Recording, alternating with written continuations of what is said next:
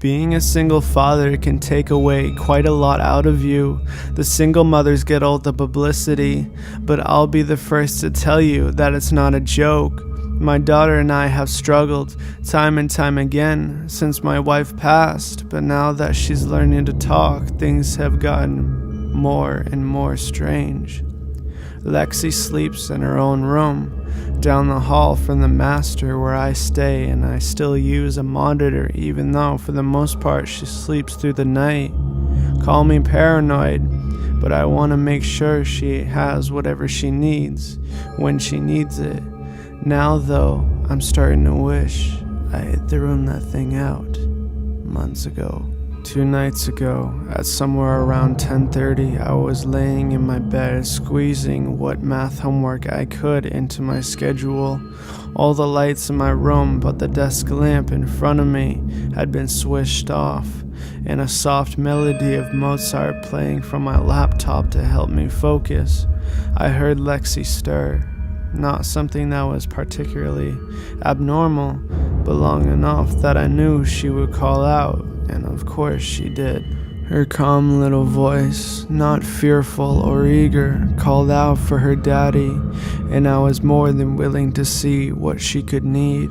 I paused my music, marked my page, and went to go check on her, finding her standing atop on her bed. "Daddy," Belle said that she was hungry. Kids say the scariest shit sometimes. Before this, I had talked to other parents who had warned me about the imaginary friends and how disconcerting the children's conversations with them could be, but nothing really prepared me for my own experience. My curiosity got the best of me, and I asked Lexi who Beth was, but her response was in no way comforting.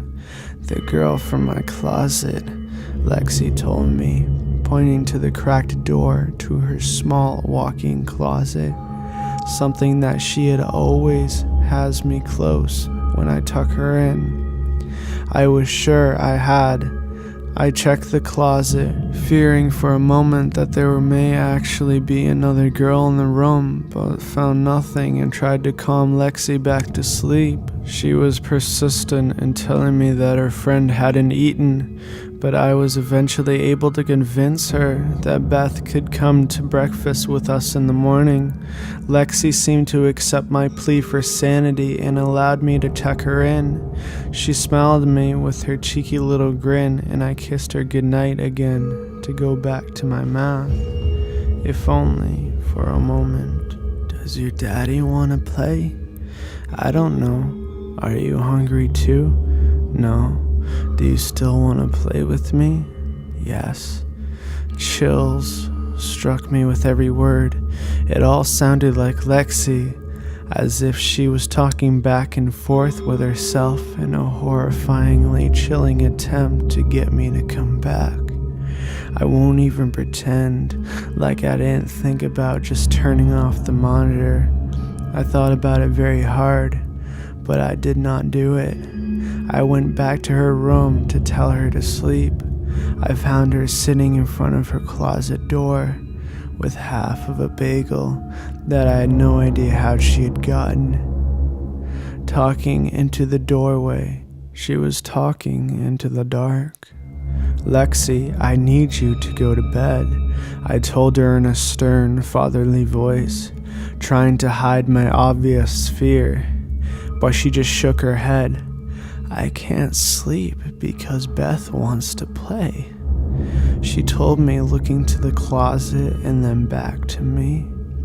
"Well, she can play tomorrow. Let's go to bed, come on." I decided to take her to bed with me. Maybe that would calm her down enough to fall asleep. She didn't agree at first, but eventually I got her tucked into my bed and I shut down my studying for the night. She seemed to have calmed down, and fairly quickly the both of us had fallen asleep. I vividly remembered the little voice in my dream, Lexi's imaginary friend, speaking through her over the monitor. In my dream, I could hear the girl calling out for Lexi as she searched for her in the dark. her calls rising over the speakers as they grew closer.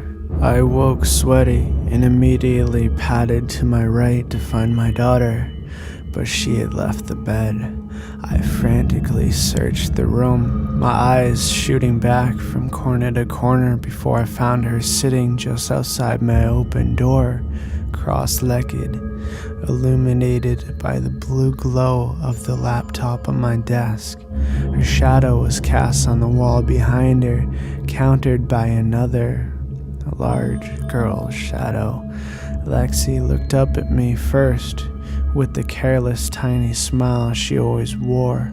Then the shadow shifted, and two dim red eyes formed in its face.